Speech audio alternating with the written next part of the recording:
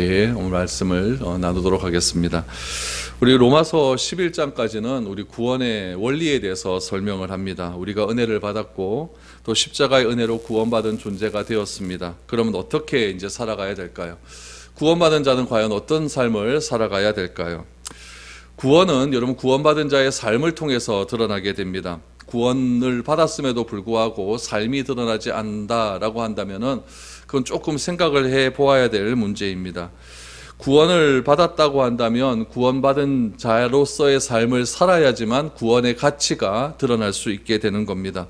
또한 우리가 구원을 날마다 드러냄을 통해서 구원은 우리의 삶을 통해 날마다 이루어져 가게 되는 것이고 그 이루어짐을 통해 하나님 나라는 이 세상에서 확장되어 갈 수 있는 것입니다. 바울은 이제 로마에 있는 형제들에게 구원은 어떻게 받는 것인가, 구원이 무엇인가에 대해서 설명을 합니다. 이제는 구원을 받았으면 어떻게 살아가야 되는 것이 맞는 삶인지에 대해서 바울은 로마교회 성도들에게 설명을 합니다. 오늘 이 말씀은 로마교회 성도들에게만 해당되는 것이 아니라 우리들에게도 동일하게 적용되는 겁니다. 수요일날 이렇게 예배 나올 수 있는 쯤 되면은 여러분 보통 신앙이 아닙니다. 이거는요, 보통 신앙이 아니죠. 이런 신앙을 가지고 우리가 이 교회 안에서만 신앙이 좋다 이렇게 생각하는 것은 별 의미가 없습니다. 실제로 우리가 신앙이 드러나야 되는 것은 우리 교회 밖의 삶이겠죠. 어떻게 살아가는 것이 우리 구원받은 자의 삶인가, 오늘 말씀을 통해서 한 세 가지로 살펴보고 또 4절 이하의 말씀을 통해서 구원받은 자의 모임인 교회에서 우리가 어떠한 삶을 살아야 되는가, 이까지 한번 생각을 해보았으면 좋겠습니다. 1절 말씀 한번 보시죠. 그러므로 형제들아, 내가 하나님의 모든 자비하심으로 너희를 권하노니 너희 몸을 하나님이 기뻐하시는 거룩한 산제물로 드리라. 이는 너희가 드릴 영적 예배니라. 이 1절 말씀에서 모든 답이 다 나와 있습니다. 구원받은 자는 어떻게 살아가야 될까? 첫 번째, 산 제물로 드려야 된다. 산 제물로 드리는 그런 삶을 살아야 된다라고 말합니다. 세례 요한은 예수님께서 이 땅에 처음 오셨을 때 뭐라고 이야기했냐면은 세상 죄를 짊어지고 가는 하나님의 어린 양을 보라라고 말합니다. 세상 죄를 짊어지고 가는 하나님의 어린 양. 예수님은 이 땅에 왜 오셨냐, 어떻게 오셨느냐? 제물로 오셨습니다. 그래서 예수님은 섬김을 받지 않고 오히려 다른 사람을 섬기는 그런 삶을 살았다라는 이야기입니다. 예수님이 섬기는 삶은 무엇이냐면은 인간의 죄를 대신 짊어지는, 대신 치러지는 그런 제물의 삶이었습니다. 그러므로 여러분, 제물이라는 의미를 우리가 분명하게 기억해야 될 것은 무엇이냐면은 제물은 자신의 죄로 인해 죽는 것이 아니라 남 때문에 죽는 것, 그것이 제물입니다.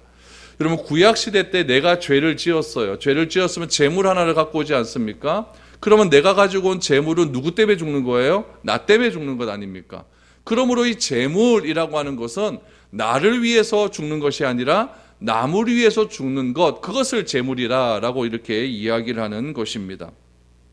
죄 용서 받기 위해서는 제물이 필요하잖아요. 그래서 제물은 반드시 죽어야 됩니다. 바울은 이 사실을 너무나 잘 알았어.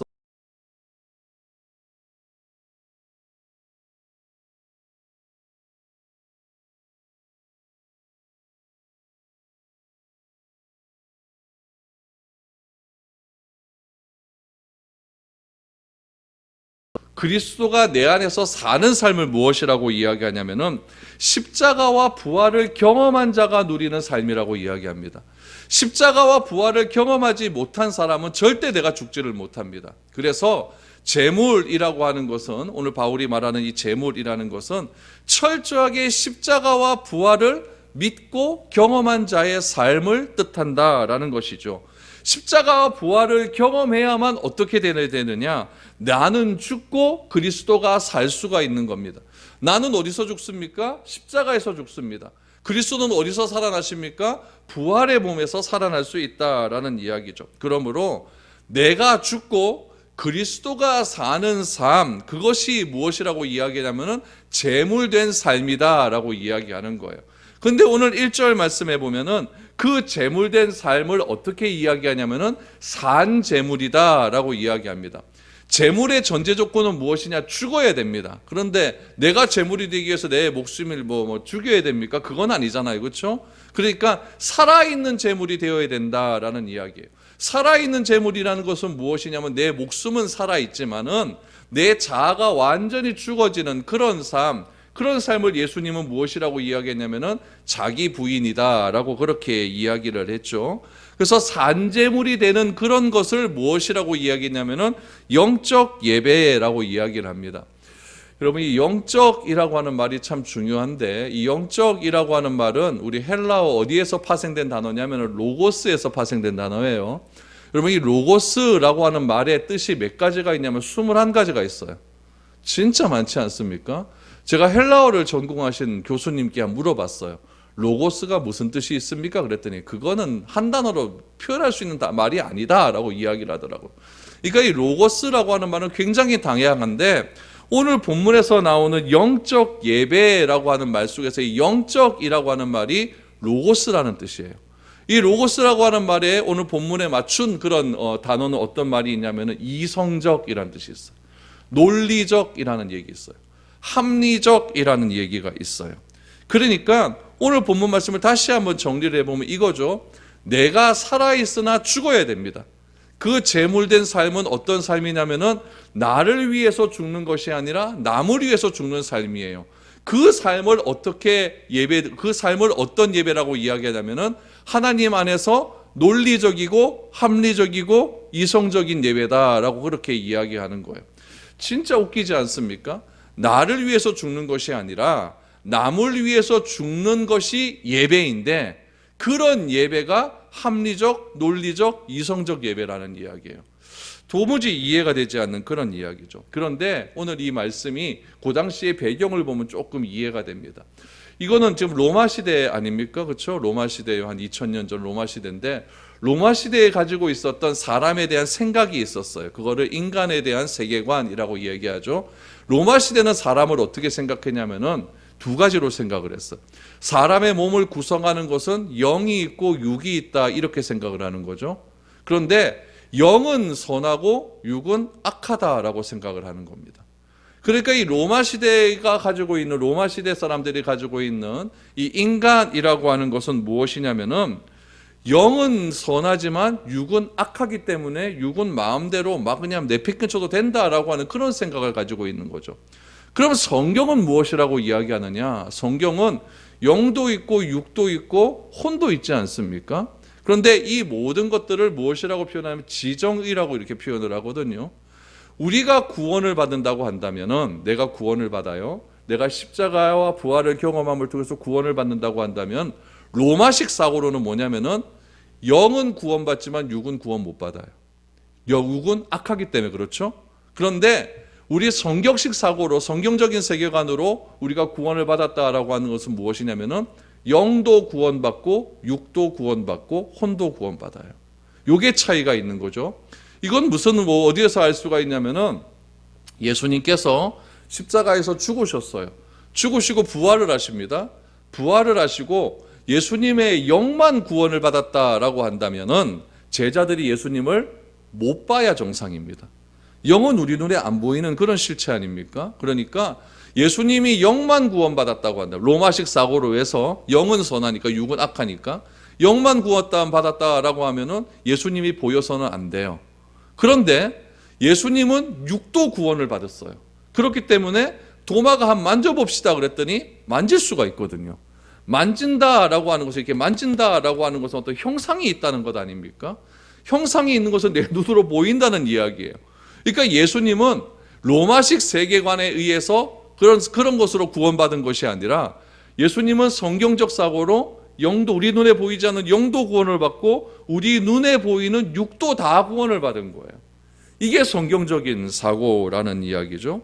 그러므로 내 몸이 구원을 받았다라고 하는 것은 내 영도 새로워졌다는 이야기고 내 육도 새로워졌다는 이야기예요. 그것이 논리적이고 합리적이고 이성적인 얘기란 얘기예요. 그래서 예수님도 너희가 예배를 드리다가, 제사를 드리다가 깜빡 누구와 좀 안 좋은 일이 생각나면은 예배 드리는 것이 중요한 것이 아니라 그 형제와 화해하고 나서 예배 드려라 라고 말을 하지 않습니까? 우리 육이 악하다고 한다면 형제를 우리가 화해한다는 것은 아무런 의미가 없는 거죠. 그렇죠? 보이는 사람 다 악한 사람인데 그게 무슨 의미가 있겠습니까? 그러나 예수님께서는 우리 눈에 보이는 이 육체도 중요하기 때문에, 육체도 거룩해져야 되기 때문에 이 육체로 보이는 그런 친구들과 화해하고 난 다음에 영적인 하나님께 예배드려라. 그것이 무슨 예배냐면은 논리적이고 합리적이고 이성적인 예배다라고 그렇게 설명을 하고 있는 겁니다. 예수님께서 말씀하셨어요. 내 이웃을 사랑해라 라고 말씀하지 않습니까? 우리가 그것을 머릿속으로는 다 알고 있어요. 그렇죠? 머릿속으로는 알고 있어요. 그런데 머릿속으로 알고 있는 것을 내가 행함으로 실천하지 않는다면 그건 아무런 의미가 없는 거예요. 내가 무엇을 안다면 그것이 내 삶 속에서 드러나야 될 것 아닙니까? 내가 수학을 배웠어요. 수학을 배웠으면은 1 더하기 1도 배우고 2 더하기 2도 배우고 뭐 피타고라스의 정리도 다 배웠잖아요. 그럼 그 배운 것을 우리가 가게집 가서 써먹어야지 그 내가 수학 배운 것 아니겠습니까? 그렇죠? 1,000원어치 사놓고 200원, 1,000원어치 사놓고 10,000원짜리 줬는데 수학을 배워놓고 그 9,000원 거시는 못 받았다고 하면 그 수학 배운 거 아니잖아요. 이건 수학의 산수죠. 그렇죠? 그거 배운 거 아니잖아요. 그렇죠? 그러니까 내가 무엇을 배웠다라고 한다면 그것이 내 삶 속에서 실천적으로 드러날 때 그것이 배웠다라는 것이죠.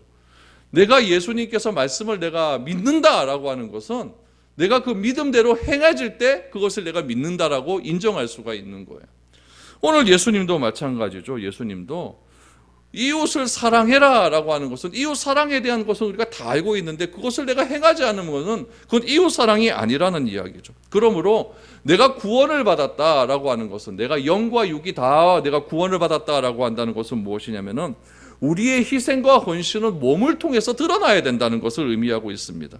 살아가는 삶이 우리의 몸을 통해서 드러나야 된다는 거예요. 그 살아가는 삶의 구체적인 표현을 무엇이라고 이야기하냐 바울은 예배라고 이야기해요. 예배. 그 예배가 뭐 어떤 예배가 되어야 되느냐? 내가 산 제물이 되는 예배가 되어야 된다는 거예요. 내가 죽어야 된다는 거예요. 내가 죽는데 누구를 위해서 죽느냐? 나를 위해서 죽는 예배가 아니라 우리 이웃을 위한 죽음의 예배가 되어야 된다는 이야기죠.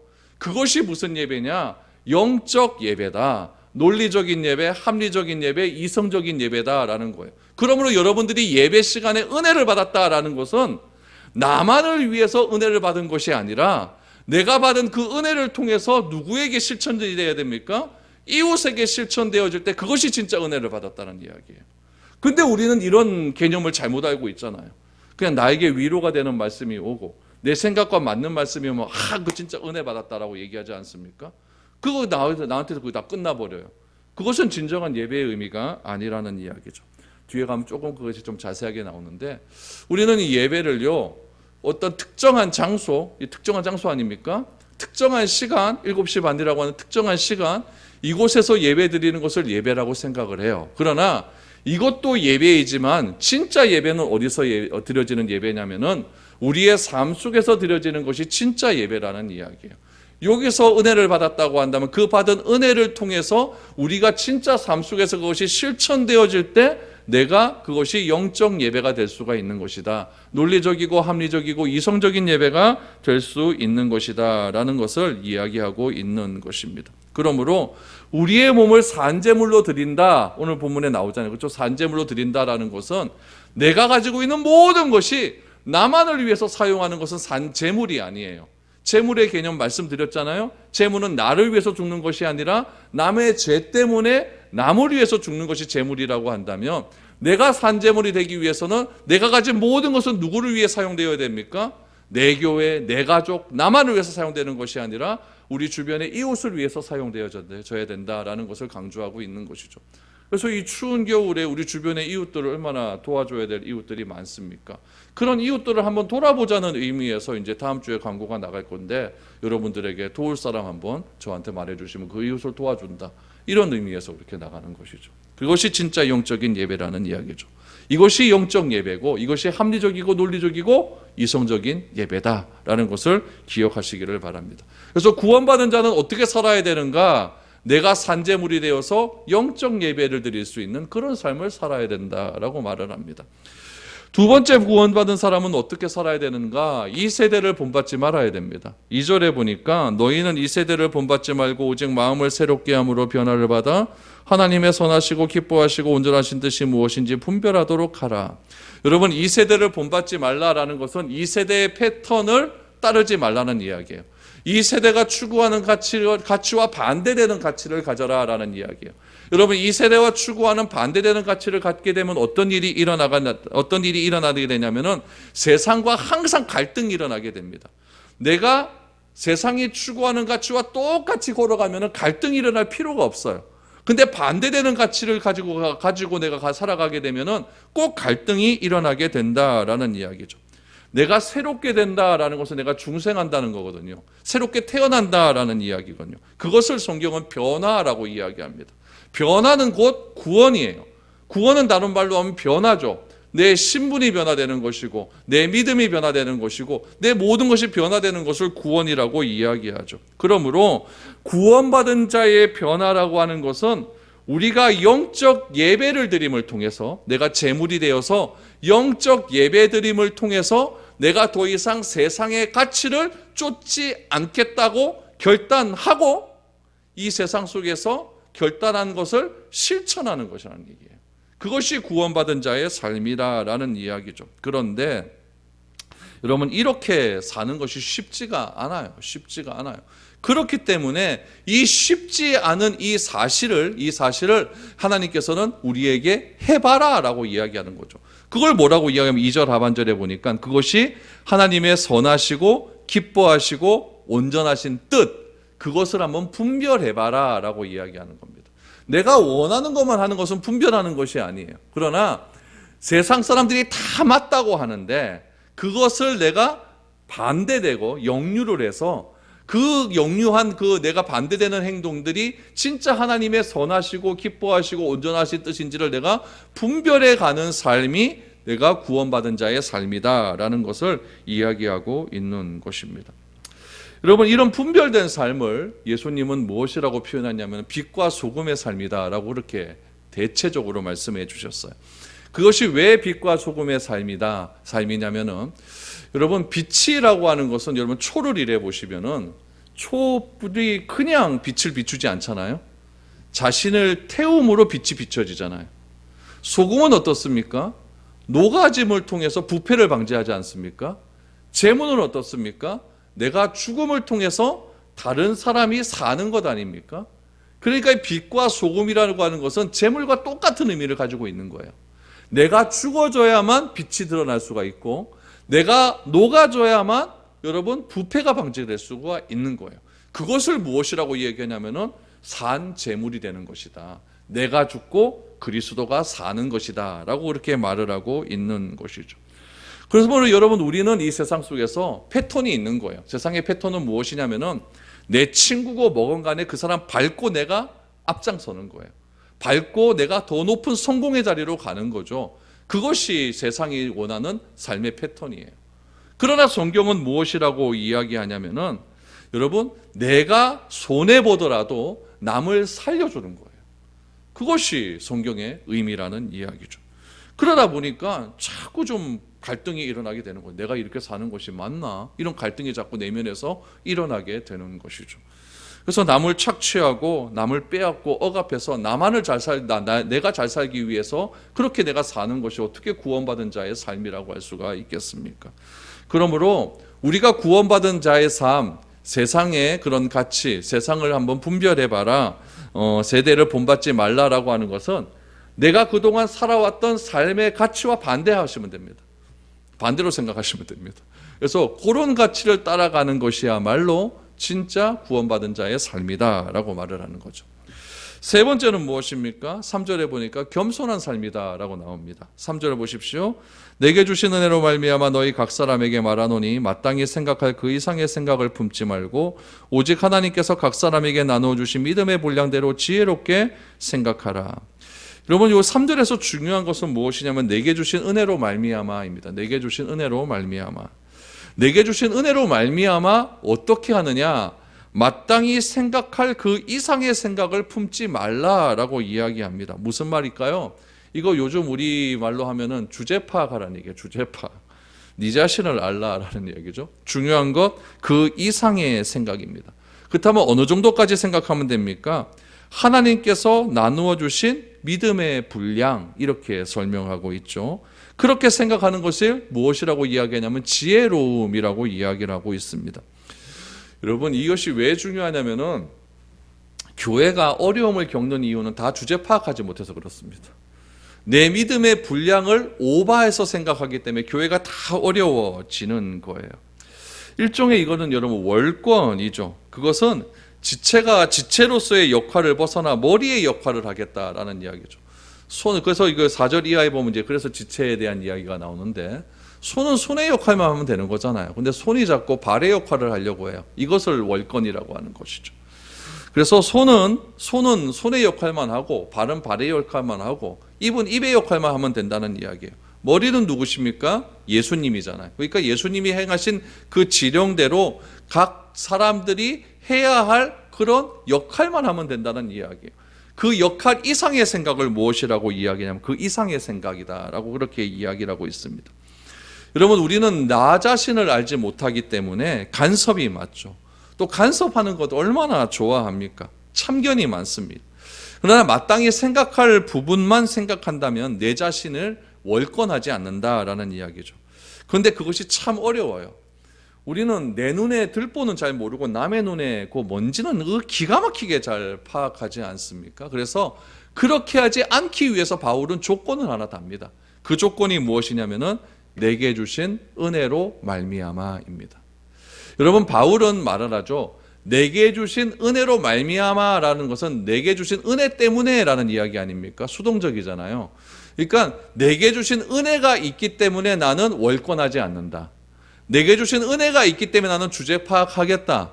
내게 주신 은혜가 있기 때문에 나를 판단하지 않겠다. 이런 이야기예요. 그러면은 내게 주신 은혜가 없다면은 이렇게 된다는 얘기고, 이렇게 안 된다는 이야기 아닙니까? 그렇죠? 내게 주신 은혜가 없다면 나는 자꾸 월권하게 되고, 내게 주신 은혜가 없다면 자꾸 참견하게 되는 거고, 내게 주신 은혜가 없다고 한다면 남의 들보를 자꾸 이게 파고드는 그런 일을 하게 된다라는 이야기죠. 그러므로 바울에게 체험된 은혜가 있어요. 은혜가 있는데 그 은혜는 자기 스스로 이루어진 것이 아니라 말미암아로 이루어졌다는 이야기죠. 하나님께서 자신에게 주신 그 은혜 때문에 자신은 구원받게 되었다라는 이야기죠. 하나님이 바울을 더 이상 유대주의적인 사고의 틀에 머물러 있지 않게 하셨어요. 여러분, 바울이 가지고 있는 유대주의 틀은 무엇이냐면 철저하게 율법주의적이거든요. 바울은 율법을 줄줄줄줄 암송하고 있잖아요. 그 율법의 기준에 맞춰서 사람들을 판단하는 데는 선수입니다. 그런데 그 바울이 가지고 있는 그 모든 율법의 체계가 한순간에 무너지는 순간이 왔다는 이야기예요. 그것이 무엇이었냐면은 하나님이 자신에게 주신 은혜로 말미암아예요. 은혜로 말미암아. 바울은 자기가 가지고 있는 유대주의적인 그런 생각을 가지고 남을 판단하고 정죄하고 자신이 그 율법대로 살기만 하면 자신은 구원을 얻는다, 이렇게 생각하고 있었어요. 근데 하나님의 은혜가 자기에게 임하다 보니까 다메섹으로 가는 길에 예수님을 만나고 예수님의 십자가와 부활을 자기가 실제적으로 믿어지게 되니까 그 은혜로 말미암아서 다른 사람을 판단하지 않게 되었다는 이야기예요. 오늘 그 얘기를 지금 하고 있는 것이죠. 그래서 그런 은혜가 자기에게 주어졌기 때문에 자신은 율법의 그런 기준대로 남을 판단하지 않겠다는 이야기예요. 자신은 율법의 기준대로 남을 정죄하지 않겠다라고 결단을 하는 것이죠.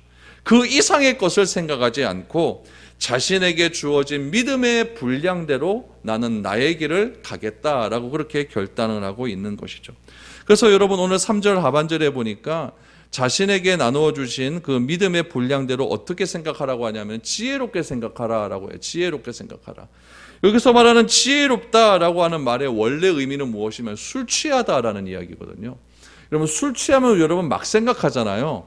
술 취하면 감정대로 행동을 하잖아요. 여러분, 감정대로 행동하는 것, 눈에 보이는 대로 행동하는 것이 지혜롭지 않은 삶입니다. 그러나 내가 따져보고 생각해보고 경솔히 행동 안 하는 삶이 어떤 삶이냐면 지혜로운 사람이라는 이야기. 그래서 지혜롭다라고 하는 말은 술 취하다라고 하는 말과 똑같습니다. 술 취하지 않는다라고 하는 말과 똑같다는 이야기죠. 그래서 지혜롭지 못한 삶은 술에 취한 것처럼 마음대로 사는 그런 삶이라는 이야기. 이런 생각이 교회 공동체의 관계 속에서 너무나 중요하다는 이야기죠.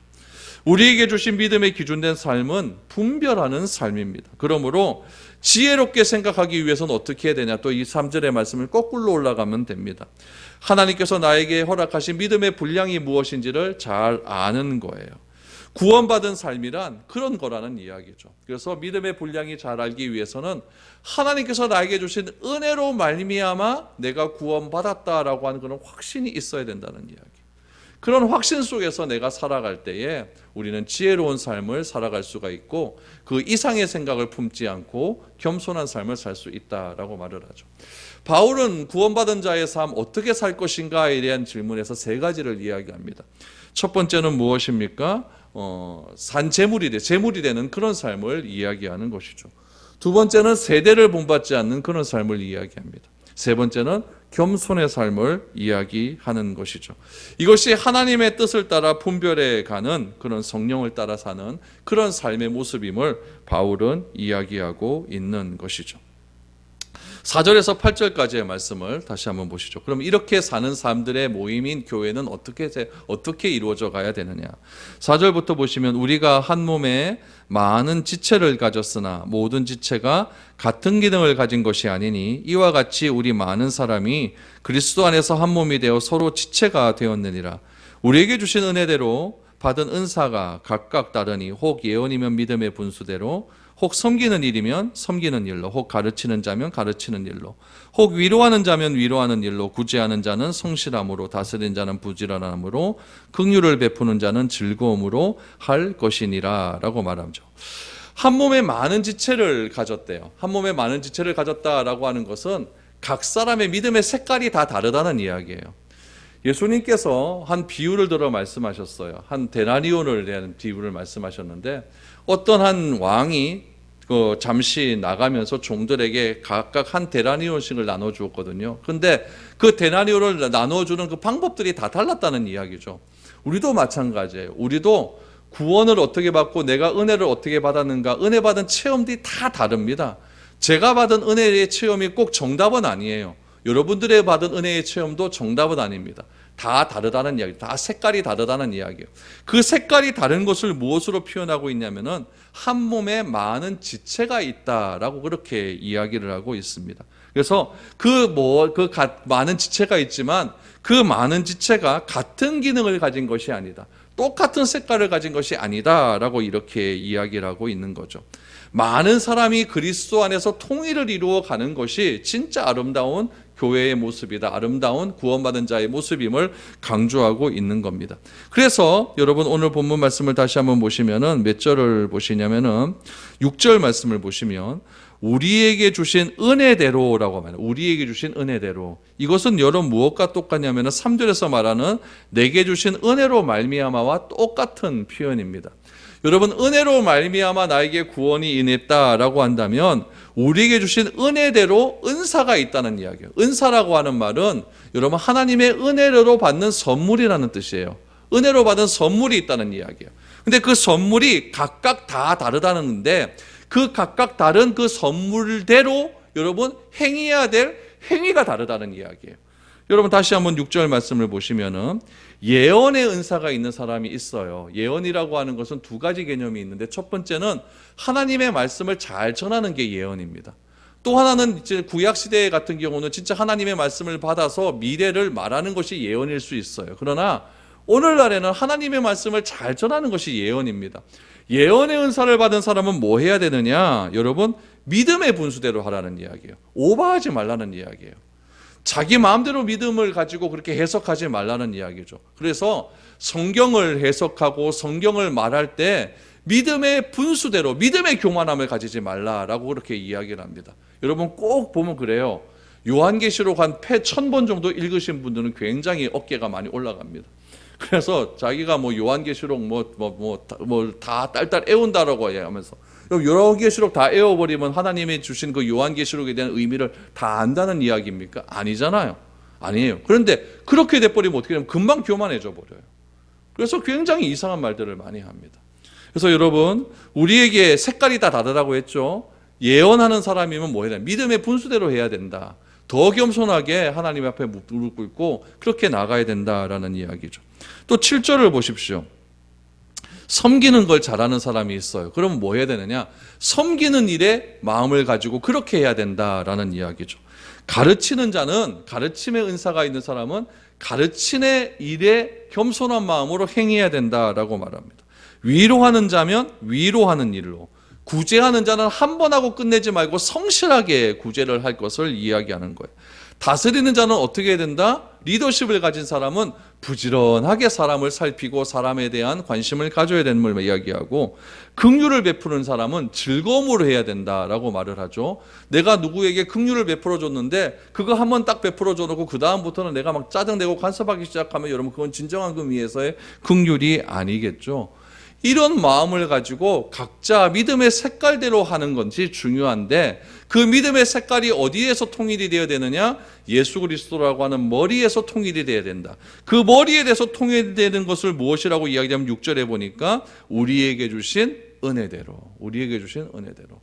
그러니까 내 마음대로 하지 말라는 얘기예요. 내 마음대로 하지 말라는 이야기. 여러분, 그래서 우리가 예수를 믿어서 구원을 얻었어요. 구원을 얻은 사람들은 어떻게 살아가야 되느냐? 오늘 1절, 2절, 3절 말씀처럼 그렇게 살아가야 됩니다. 그렇게 살아가는 사람들의 모임을 뭐라고 이야기하느냐? 교회라고 이야기해요. 그 교회는 믿음의 색깔이 다 달라요. 그렇기 때문에 각자 다른 그 분수대로 행하라는 이야기입니다. 그 분수에서 오바가 되어지면 교회는 금방 쪼개지고 금방 어려움에 봉착하게 된다라는 이야기죠. 함께 움직여가는 교회의 모습, 그 모습이 예수 그리스도라고 고백하는 믿음의 고백이고 하나님을 아버지라고 부르는 가족 공동체의 모습인 것 아니겠습니까? 많은 은사를 함께 합니다. 오늘 본문에 보니까 은사가 여러 가지가 있잖아요. 그 은사를 함께하는 곳이 교회이고, 교회는 그런 의미에서 은사 공동체라고 이야기할 수가 있습니다.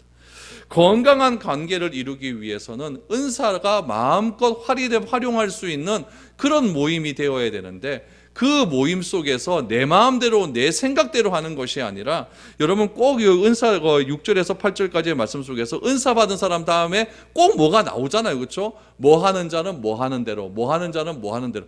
요 뭐 하는 대로가 중요하다는 이야기예요. 하나님께서 나에게 기도의 은사를 주셨다면은 기도만 열심히 하면 되는 거예요. 믿음의 분량대로 기도하면 되는 거예요. 근데 꼭 기도 많이 하는 사람들은 어떻게 하면 다른 사람을 판단하고 정죄해 버립니다. 너 나만큼 기도 안 하잖아. 내가 기도해 보니까 뭐가 보인다, 이런 얘기나 자꾸 했었구만. 그래서 그렇게 하면 안 된다 얘기하고. 기도 많이 하는 사람은 그런 말 안 합니다. 안 해요. 진짜 입이 무겁죠. 그렇게 안 하는 사람들을 위해서 오히려 더 많이 기도를 해줄 뿐이죠. 근데 꼭 기도하는 사람들이 그런 일을 자꾸 벌려요. 그래서 건강한 관계를 이루기 위해서는 자신에게 주어진 은사가 발휘가 되어야 되는데, 그 은사는 오늘 6절에서 8절에 나온 대로 이 뭐 하는 자는 뭐 하는 대로, 이런 마음이 중요하다라는 이야기죠. 어떻게 살아가야 됩니까? 구원받은 자의 삶을 살아야 됩니다. 구원받은 자의 삶은 도대체 무엇입니까? 바로 세 가지의 것들을 잘하는 겁니다. 재물이 되는 삶이고, 세대를 본받지 않는 삶이고, 겸손한 삶입니다. 그런 사람들이 모여 교회를 이루게 됩니다. 그 교회에서 내가 무엇을 해야 됩니까? 받은 은사대로 다양하게 잘 활용을 하면 됩니다. 그 은사는 누가 주셨습니까? 하나님이 은혜대로 주셨습니다. 은혜대로 주셨기 때문에 내 마음대로 하는 것이 아니라 내가 재물된 마음을 가지고, 재물은 뭐라고 했죠? 나를 위해서 하는 것이 아니라 남을 살리기 위해서 내가 죽는 게 재물이라고 했어요. 그 은사의 활용은 내가 재물된 마음으로 활용되어질 때 그것이 진짜 아름다운 은사가 될 수가 있는 것이고, 그런 은사를 마음껏 활용할 수 있는 곳이 바로 교회 공동체의 모습이라는 것을 오늘 우리에게 말씀해 주시고 있는 겁니다. 어떻게 살아가야 할까요? 이렇게 사시면 됩니다. 내 힘으로는 안 됩니다. 그러니까 하나님이 주신 은혜로 말미암아 이렇게 살아갈 수 있는 저와 여러분들이 되어질 때 우리의 삶은 진짜 구원받은 자의 삶으로서 온전히 세상 속에서 빛과 소금의 빛을 많이 발휘할 수 있는 그런 능력을 발휘하게 될 줄로 믿습니다. 그런 은혜가 우리 가운데 넘쳐날 수 있기를 바랍니다.